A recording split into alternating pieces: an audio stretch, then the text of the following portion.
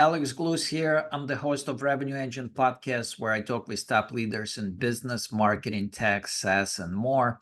We have a great guest for you today. This episode is brought to you by TA Monroe Digital. At TA Monroe, we build world-class revenue engines for B2B SaaS companies. Usman, what that means is we do everything behind the scenes to generate you tons of qualified leads, opportunities, and customers. We build highly effective marketing systems and scale them profitably through our demand generation strategies.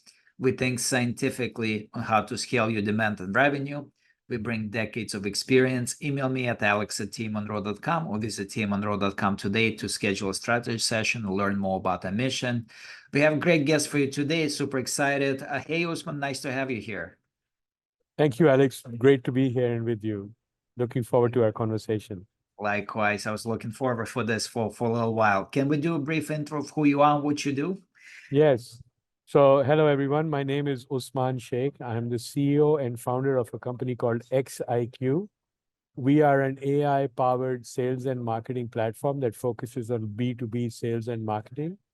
My background is SAP. I used to be with SAP for over 13 years in global roles in product management. I also built their digital demand generation channels, and I was in corporate development for them. I spent time in Singapore, Germany, and then in the Silicon Valley. And now we have created this AI-powered engine that is specifically targeting B2B sales and marketing, and we're based out of the Silicon Valley, USA. Great. So how did you get started, Usman? What did you go to school for? So it's very interesting. My academic background is very different from my professional background. So I studied architecture, believe it or not, like many, many decades ago. And I practiced architecture for almost a decade right out of school. And what that got me into thinking about was what is the impact of business, and that you need to be commercially minded. But it also made me very aware of user experiences, design, and so on. So I moved from my academic and architectural background into management consulting. I've started my first company in 1995 out of Washington, D.C. These are the early days of the internet. So we were doing some early websites and innovation around that. And then I got a job with SAP. I flew out to Singapore, spent about 2.5 years doing business development for them over there, then went to Germany, did product management over there, and then came to Silicon Valley to build a new business, which is their digital demand generation channel. And about 9 years ago, I left SAP because AI was on top of my mind, and I had seen what salespeople struggle with in B2B sales. I had become very familiar with what B2B selling and marketing is all about. And I had seen some business practices that were flawed because technology was not there and processes were not there to support it. And I was really motivated to go and fix that. And that's what xiQ is. It's a platform. xiQ stands for multiply, X, your intelligence, and X again across any kind of intelligence. So that's what we are, how my journey to xiQ is. That's great. So this is so interesting. So let's dive into this. And just before the interview, we were talking about the timelines, right? Like the timelines is it's kind of different, right? So you started this company 10 years ago, and you said that AI was on top of mind for you, which nowadays it sounds like, of course it is, right? But 10 years ago, it was like, okay, we kind of understand it, but what prompted you at that time really, put your all efforts and, change your career essentially and put everything into this? Like what prompted you to do that? Yeah, so I had, when I was at SAP, I had the privilege of working with some of the best salespeople in the world. And two things, I noticed what were some of their best practices. And their best practices were that the best salespeople made it extremely personal and human when it came to selling. So they really understood the psyche of the people that they were selling to. They understood the micro details of the companies that they were selling to. They tried to humanize the process of sales. And they were very knowledgeable about their customers. But this was only 1% of the total sales population, sales force population. So my first motivation was, how can I take this information and democratize it so that the next 99% can also have that privilege? So I started thinking about that, and my first thought was, well, this information, and I had built a digital demand generation channel for them, and I was very aware of what was available on in the internet, and social media networks had come out. There was a lot of news available. People were starting to post at that time on these social media networks. So there was a vast amount of data available for salespeople and marketing people to use. However, nobody had the time or the resources to be able to go and pull this data together. So my first thought was, how can we bring it together, make it really easy for salespeople to be able to understand how and analyze that data. And I looked at two different things. One was mobile. We had to have it accessible. Mobile devices are becoming prevalent, and we needed to have it available to us. Second was, it needed to be very easy to consume. So if you've, worked on an SAP or a Salesforce or any of these large enterprise systems, and you look at their user experience, it's very dull, it's very boring, it's very gray. And the idea was, how can we infuse some life into that? And that's probably where my architecture background kicks in. So I started thinking about bringing a consumer experience. And the third thing, how do I bring it all together and analyze? And you're right, 10 years ago, AI was just over the horizon dream, but I knew something was going to happen because I had about 14, 15, 20 years of experience in technology, and I knew the trends that were taking. So I decided to jump on, spent about 4 or 5 years in my garage kind of modeling this and building it. And then about 5 years ago, we got funded and the company took off.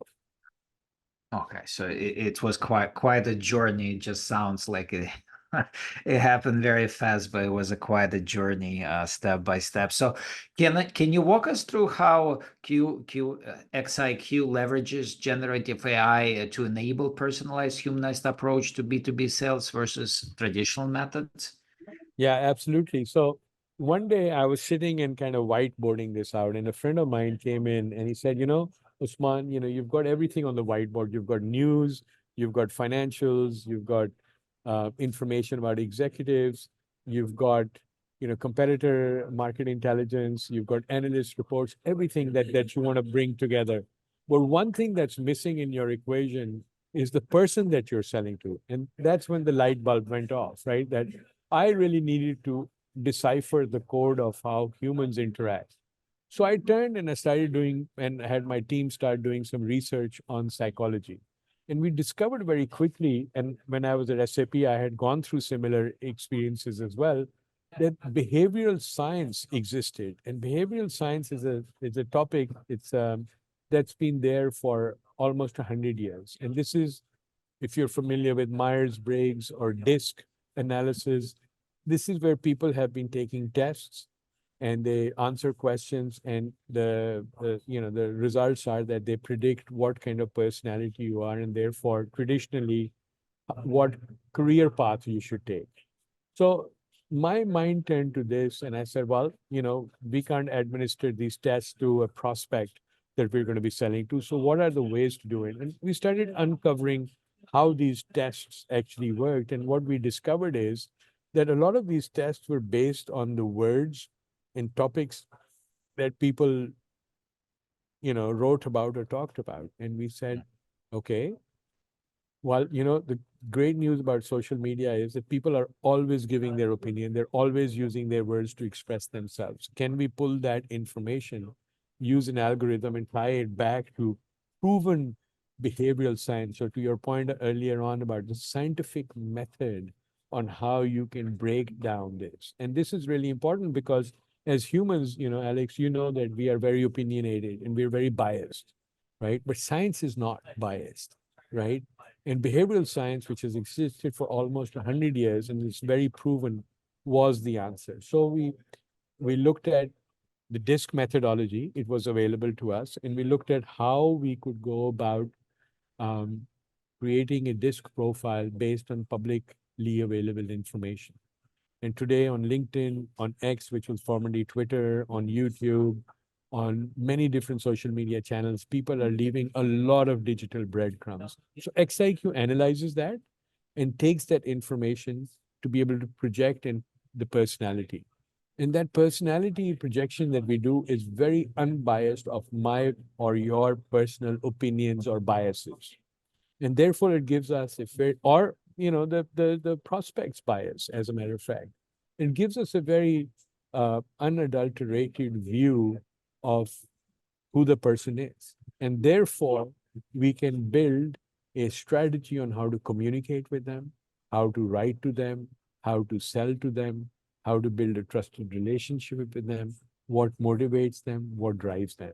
And these are, as you know, very, very important ingredients for every salesperson to know in order for them to be able to personalize and bring that experience and their story to the person or to your prospect. Yeah, that is so fascinating, and I love disc and behaviors. And I think last time we spoke, I talked about the book Surrounded by Idiots, which is such a great book. I think Thomas Erickson, and they were able to basically explain all of this in a simpler kind of terms and practical examples, right? And saying all this kind of for basic personalities, and then things in between. But what's so interesting, you said, so you basically when you go prospecting, you can try to kind of identify if you're doing it right, if you're doing it without technology, you can try to identify what kind of personality it is, and based on that you can tailor the individual approach to that. But what your company technology was able to do to really put technology and AI behind this, and really kind of streamline this sort of process. So I'm really curious to hear, so um like what kind of results do you see for your clients? Like how is it different? Like what are the real metrics you see which has been like, oh my god, when we start working with you, we've seen such a different results? Like what is it like? Yeah. So before I get into the results, let me tell you. So that's where what I was describing before, that we started to decipher the human code, the human behavioral code through disk. What we put that as a very important keystone of what xiQ does, but we also surrounded that with business information. So news about companies, financials about companies, what their competitors are doing, what is being said about video, what is the sentiment around those companies. And then being able and then we applied generative AI to be able to pull in a SWOT analysis. And that Mhm. generative AI journey keeps going forward. So the first example of generative AI was what we launched in 2018, which was this disk model, the ability to predict disk. But today we have an AI-based chatbot called Gilroy. Mhm. And instead of having to go and manually do research, you simply ask Gilroy in terms of, hey, what are the opportunities for this one, Alex, for example, or for one individual that I'm selling to? What is their growth opportunity? And it helps you uncover what are the personal goals of your prospect. And of course, it helps you uncover also what are the corporate goals. And it is very important in sales that we are able to align the personal goals of the person you're selling to with the corporate goals of the person, of the company, right? When you can find that alignment and start connecting the dots, that's when you have the eureka moment of being able to close the deal and move forward. So we focused on that. And today, Gilroy can write business cases. It can do email. It can do customization of subject lines. It can help you put proposals together. It can help you identify, as I said, the opportunities at an individual and at a company level. It can help you map a buyer group, the committee that's going to make a decision. It can help you identify affinities within that buyer group. It can help you identify um, what are some of the icebreakers that you may use. So all Mhm. of that comes together. And now I'll get to answering your question in terms of what are some of the results. So just recently we have this capability of generating a one to many personalized email. Now you ask me, what is this one-to-many personalized email? So in xiQ, you can upload a list that you're sending to. xiQ breaks that list down into the four main personality: dominant, influencing, steady, and conscientious. Excuse me. And then you can prompt it to write an email. And it will give you four different types of emails: the dominant email, the steady email. And what we are noticing that when we send it to 90,000, 120,000 people, open rates jump up to on average of 52% open rates. Excuse me. So that's one thing. Second thing that we are noticing is that those people, those salespeople that are using our technology have a four times higher win rate than those salespeople in the same organization selling to the same vertical. So four times higher win rate. And from a marketing side, a 52% open rate. This is unheard of. I've been in big enterprise, and anything that starts getting into the double figures, the low double figures, is a big deal when it gets to open rates. To take it to 52% just because of personalization is huge. Third thing is that what we noticed is that the misalignment of salespeople with their prospects, because they cannot communicate, they're not aligned on the same way of communicating and engaging, leads to about 84% loss in your pipeline. Imagine that 84% of qualified leads do not mature into deals because the sales and the marketing people are not aligning together. And that's another hurdle that xiQ helps you overcome. So just to summarize again, 4x more deals, 5 to 6 times better open rates, and then almost a 48% click through on those people that open because of this personalization. And because you've been, we're now selling to more than one person. We sell to an average of 12 to 16 people within the company. It helps you personalize across those with very limited amount of research that you need to do to get to that point. So saves you time, saves you 86. And lastly, xiQ is one platform. And the cost of running one platform versus a hybrid, heterogeneous technology landscape. I come from SAP and I know the cost of operating a hybrid, heterogeneous landscape versus one single platform.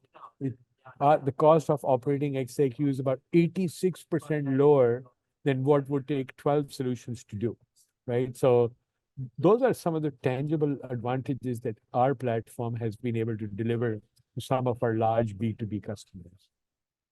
And that sounds fantastic. Do you see these breakthroughs were just when you were starting? Did you see similar kind of numbers, or this is just really exponentially grew since the technology grew? Yeah, so it has grown for sure. So it wasn't right out of the box because a couple of things have happened. So one, we first started by uncovering the disk and helping you predict the disk. And now we're at a stage where Gilroy, this AI chatbot, has really, really streamlined. So, for example, we just launched the smart account plan. And literally in less than 10 minutes and with 3 inputs, you can generate a very detailed account plan that includes the competitive market position. It includes a business case. It tells you who the buying committee is, how to break ice with each one of those individuals. These are big breakthroughs. And these, when consumed by salespeople, make a huge difference. And this has not, obviously, this was not we turned on a light switch and suddenly we had all these answers. This has been a journey over the last 5 years. And in those 5 years, we've been constantly at a very rapid pace introducing innovation. And as we introduce innovation, what we've also seen is that the results and the impact of that is much better as a result of this. So it's been, the curve is going upwards. That's great to hear. So do you see, so what kind of organization fits best to use your tools? Is it any organization, or you still find more success with certain kind of organizations? Yeah. So our platform is targeted towards B2B. It's targeted towards complex selling. And what that means is that these are large ticket items, Yeah. large dollar value items that have long sales cycle, multiple decision makers. So companies, SMB companies that are selling into large enterprise, or large enterprise that are doing account-based marketing, account-based selling, very focused selling, those are probably the ones that are going to get the best advantage. I would not say that B2C or small companies that are doing business is our target audience and that we can really do a fair amount of value, but large enterprise and business to business is our sweet spot. That's great. So it sounds really like, Usman. So the product market fit is terrific right now, and then it's really getting better and better. And also, what about go to market now, right? So you do have this great product. It's been tested. You obviously getting very positive feedback, but how do you stand out now? That is the big question. How do you stand out? Because that's super challenging now. Yeah, beautiful question. Excellent question. So here's something, Alex, I want to bring to you and your audience's attention. So traditional sales, B2B selling, has what we've looked at is that it is something that has sold on basis of fear, Mm. uncertainty, and doubt. So we have done a lot of salespeople have really gone in and said, hey, if you don't do this, the sky is going to fall down, right? And they've been always, or you're going to lose your job, or that you are just going to have a lot of challenges, and the world is gloomy if you don't take mine. We are exactly 180 degrees opposite of that. With AI coming in, the number of opportunities that this creates, the way that you can sell. So, for example, I will sell fear, uncertainty, and doubt if I don't know my audience. So I'll go, Alex, hey, if you don't do this tomorrow, lights out, man. You're going out of business. You're not going to be able to sell, right? With AI and with what we are offering, we change that discussion. We say, Alex, if you use xiQ today, do you know that you have new opportunities? For example, you can look into the mindset of your prospective buyer. You can understand what is their growth opportunity. So instead of selling doom and gloom, we're selling hope.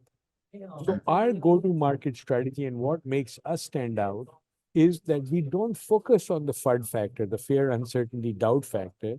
We go into the opportunity factor, the hope factor, that this is, and what is interesting, Alex? C-level executives are not hired to go and solve problems of yesterday. They're hired as visionaries to solve problems of the future.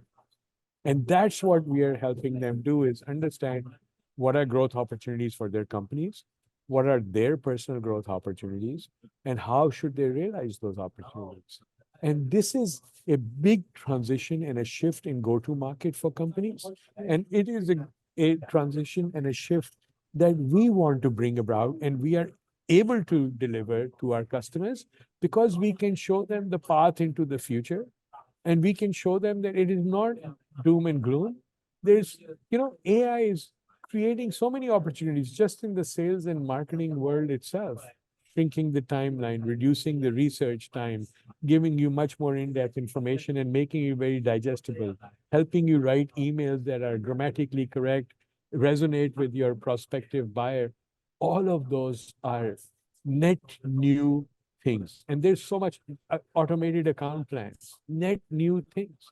This is what, and this is not just in sales and marketing, in every line of business out there today, in every industry, AI is creating infinite number of new possibilities, right?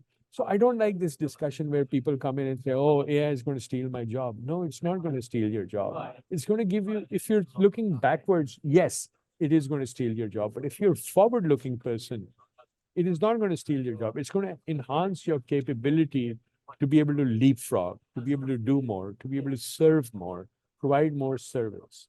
right? In a faster track. So the go-to-market is very much core to the go-to-market is the future. It's futuristic, it's hope and opportunity. That's the difference between us and any other company that is selling fear, uncertainty, and doubt.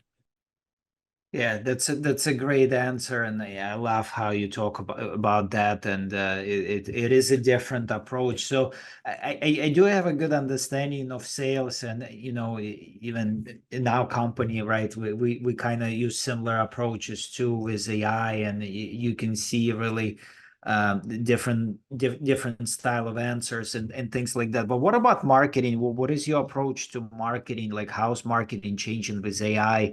Um, More like personalization, like what do you think is the next big move for marketing outside of content creation, let's say? Yeah. So I think that marketing, again, messaging is absolutely important. Precision targeting is important. And personalization, as I just said earlier, when you personalize, you get 5 to 6 times higher open rates and engagement rates than you did before. Um, those are all social media, right? Being able to create posts on social media that are very relevant and being able to do it specifically for an individual. So driving that personalization at scale. This is a huge shift in marketing. So again, marketeers, unfortunately, I will say this, have been followers. They have not been breakthrough artists, right? So now is the time for marketing people to, they've marketeers in the last 10 years have looked at B2C to see what happens in B2C because B2C, let's face it, is very Absolutely. innovative, right? Yeah, And they've been absolutely. looking at B2C to see how you can bring it. But it does not translate one to one from B2C into B2B, right? Yeah. B2B has different rules of engagement, different ways of doing business, different timelines, different decision-making cycles, right? And so in order to do B2B, you need to understand the B2B life cycle. You need to understand the model, and you need to be able to develop marketing strategies for B2B. And these are long cycles. So nurture cycle, for example, education cycle. We think education is and awareness is a very, very big factor in B2B marketing. You cannot be just going and pitching your product and creating newsletters out there that are talking about yourself. So one big shift that we have seen is how can we take syndicated content, pair it up with your marketing collateral and intent data to put it out there so that it resonates. And it has to resonate with Alex, it has to resonate with Usman, it has to resonate with Jane, Joe, John, etc. Each one of us has and physically and manpower wise, this has not been possible until now. And our platform just helps you do that. So those are things that in marketing that, shifting from a sell or kind of, mislead people into thinking about certain things to an educate awareness of topics that they are specifically interested in, huge difference, right? So I think that's a big shift that can happen in B2B marketing. Yeah, and you said that yes, it's been copycat and not very innovative because you don't want to cross certain boundaries, I guess, right? And it's still getting, but it's definitely getting more personalized, right? And the influence in it's so important because that's what revolutionized B2C along with technology, but being micro influencers, right? And it's now not a Michael Jordan or LeBron James. It could be a local guy who's just, some aficionado who's crazy about certain things and people follow them because they have same interest and, they build the trust. So that's kind of going on in B2B too. And obviously, the ability with AI and everything to customize and go through this whole customer journey and build the content, but also with that we on that side, so we kind of on both sides, right? Because we are consumers and we are producers. All right, so it's like soon enough it will be AI talking to AI, right? Like that's what are your thoughts about that? Because you send in you send in a customized email, and it might be very customized, right? But it's not a person, maybe in the very near future, and maybe now even, it's not a person who's reading this email. It could be another bot who's reading this email and just letting you know, like, hey, Alex, that sounds like they're trying to sell you something. And they're not trying to connect with you. What are your thoughts about that? Yeah, so it's a great question, by the way. And again, let's start with the state of affairs today. So I receive emails. Hey, Usman, did you see the email I sent you 2 weeks ago? That's it. That's your marketing message that I'm getting today. And or can you point me to the right person within your organization? Or I'm looking for this. Can you tell me who that person would be? That annoys the hell out of me today. That's where we are today, 2024, March, February. That's where we are right now, right? That's what's happening, and that's what's mass production. Okay. So now, fast forward a little bit, and there's chatbot communicating to a chatbot. So first of all, the dimensionality has to change, right? At the end of the day, the person that pulls the trigger for the foreseeable future is a human, and the human needs to have data points, and the data points need to be succinctly and in an educated way delivered to me so I can make the decision. Yes, my as a buyer, my buying bot can help me analyze that, right? But analyze what? Is it going to be analyzing, hey, did you read my email from 2 weeks ago? And can you point me to the right direction? Or is it going to be analyzing the fact that I'm helping you understand a net new market of opportunity? So let me give you an example, right? So my approach to some of my customers that have come out from large document management kind of backgrounds, right? People that are producing large content management systems. Well, let me just tell you, there's a paradigm shift that occurred over there. How many people in the document management industry know about that paradigm shift? None. What is that paradigm shift? We have large language models. Large language models that can go and read content, they can analyze it, they can merge it with other content to bring it out. Now, that's a content management system. A traditional content management system is a cataloging system. It's reads text. Large language models are very clumsy at reading text. However, vectorization of Mhm. that text is very important for a large language model. That's how they work, right? So if I, as a vendor, am educating my clients about vectorization, I have now created a net new opportunity, and I've created a net new product for them, right? And these are the net new opportunities that exist everywhere, from semiconductors to electronic vehicles to document management to biotech to clinical trials to banking to fintech to e-payments. Analogies are similar all across, right? And this is what I'm talking about, the future. The future is very different. And all those document management systems that have and content management systems that have relied on text-based have to shift. They have to go into vectorization because now that chatbot that you're talking about works on large language models. And that chatbot, in order to be operational at the buyer and the seller side, needs to have vectorized content. And my content management system traditionally is not there. Now, xiQ does do that. We have a document hub. You can load up your content. The moment you load up your content, you drag and drop your PDF or Word document or PowerPoint, it vectorizes it. And the moment it vectorizes it, it becomes readily available to my AI and large language model to query it. Now I can do a whole lot of different things with it. So the point I'm saying is that yes, the chatbot to chatbot is good, but I think the paradigms across the board, across all different axes, are changing so much that even if you have a chatbot, good. The chatbot is going to look at it in terms of qualitative differences. And if I'm the guy who's advising your chatbot, your buying chatbot about vectorization, and the other one is sending you a message like, hey, who's the person? And are you the right person? Or did you read my email? I think the Yeah. difference is huge. That's great. It's a great explanation. I would have to think more about this, but I love the way you put this together. It's been great speaking with you, Usman. I have one last question for you. Who were your mentors and the best advice they gave you? Yeah, so one of my mentors is the chairman of our company, our board member, and he's a serial entrepreneur.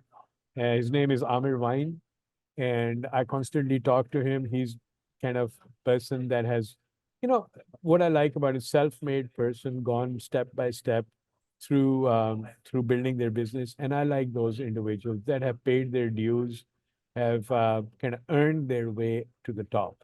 And so he's one of my mentors. And then, just in public world, um, the traditional boxer Muhammad Ali, was a mentor because he broke through many, many barriers. I'm always looking at people who are able to, you know, just flip the the situation upside down and look at them.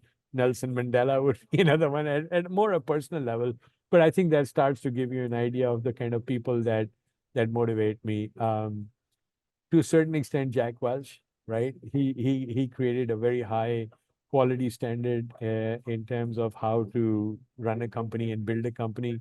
And I really believe in meritocracy being a very core driver. And I also believe in nurturing that meritocracy so that you get the best out of those people. And in today's day of extreme political correctness, I think what we're losing out is on the power of critiquing individuals, right? So we don't critique enough to be able to help people. We are always saying, oh, this is so good, this is so good, everything is so good, you're so great, you're so phenomenal, that we lose out on the fact that there's room for improvement. If I'm great, I'm phenomenal, there's no need for me to improve. And there's always a need for everybody to improve. So you need to have a mentor that can help you see, can positively show you the way into where your growth opportunities lie. A funny thing is, the great advice, but what you said, I can see you type D, same as me, because I love a good criticism and I love taking it. And it's, but we gotta be, when somebody's sincere and gives me criticism, I'm like, great, well, thank you for saying that. And, but we have to be careful when we give it because sometimes we're too straightforward, and nowadays especially we have to be careful, but great advice nonetheless. We've been talking to Usman Sheikh, who is the founder and CEO at xiQ. Usman, where can people learn about you? Yeah, so our LinkedIn, Usman, USMAN, Sheikh, SHEIKH, company is xiQ. I'm posting quite regularly. I take a lot of connections on LinkedIn. I'm also available on your Instagram and social media channels as well. So you can reach me there, and as well as websites. That's great. And for our listeners, if you want to learn more about how to build world-class revenue engines and learned a lot of good insights and knowledge for people from people like Usman, check out teammonroe.com today. All right, Usman, great talking to you. Thanks so much. Thank you so much for having me. Really enjoyed the conversation. Likewise, take care.